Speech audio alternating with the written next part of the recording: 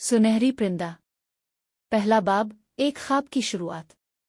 किसी जमाने की बात है कि एक छोटे से गांव में, जहां सब्ज मैदान और बुलंद पहाड़ थे, एक नौजवान लड़का रहता था जिसका नाम आरिफ था। आरिफ एक गरीब मगर बहादुर और नेकदिल लड़का था। वो अपनी माँ के साथ एक छोटे से कच्चे मकान में रहता था और लकड़ियां काट कर बेचता था ताकि अपना और अपनी माँ का पेट पाल सके। आरिफ को हमेशा से अजीब और गरीब ख्वाब आते थे, मगर एक ख्वाब ऐसा था जो बार बार इसे सताता। वो ख्वाब एक सुनहरी परिंदे का था जो किसी जादुई दरख्त की शाख पर बैठा होता, रोशनी बखेरता और एक मीठी आवाज में गीत गाता। हर बार जब आरिफ इस परिंदे को पकड़ने की कोशिश करता, वो परवाज करके आसमान में गायब हो जाता। आरिफ नहीं जानता था कि यह ख्वाब हकीकत की एक झलक है या महज उसके ज़हन की पैदावार। दूसरा बाब, पुरअसरार मुसाफिर।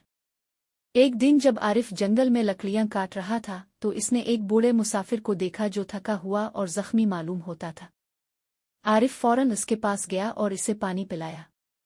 बूढ़े ने इस पर शुक्रगुजारी की नज़र डाली और कहा, बेटा तुम एक अच्छे इंसान हो, मैं तुम्हें एक राज बताना चाहता हूँ। आरिफ ने हैरत से बूढ़े की तरफ देखा। बूढ़े ने आहिस्ता से कहा, ये जो ख्वाब तुम्हें आते हैं वो महज ख्वाब नहीं बल्कि हकीकत का एक दरवाज़ा है।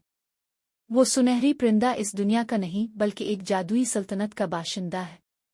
अगर तुम इस परिंदे को हासिल कर लो तो तुम्हारी तमाम मुश्किलात खत्म हो सकती है, लेकिन याद रखो ये रास्ता आसान नहीं होगा।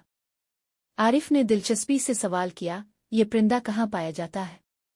बूढ़े ने एक लंबी सांस ली और कहा, ये परिंदा काफलामैन जादू में कैद है। वो कला पहाड़ों के इस पार है जहां आम इंसानों के जाने की इजाजत नहीं, लेकिन अगर तुम बहादुर हो तो तुम ये मुहिम सर कर सकते हो। तीसरा बाब, खतरनाक सफर। आरिफ ने अपनी माँ से इजाजत ली और सफर के लिए तैयार हो गया। इसने एक छोटी सी थैली में कुछ खाने पीने का सामान रखा और जंगल की तरफ चल पड़ा। रास्ता दुश्वार और पुरखतर था। वो जंगल में कई दिन भटकता रहा।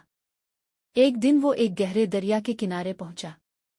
दरिया बहुत तेज था और इसे उबूर करना तकरीबन नामुमकिन लग रहा था।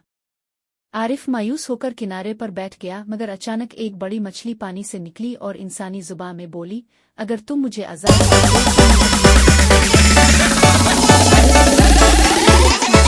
Yoga Ardiansa Remix। जैसे ही मछली पानी में गई, एक दिन नजर हो गया। आरिफ खुशी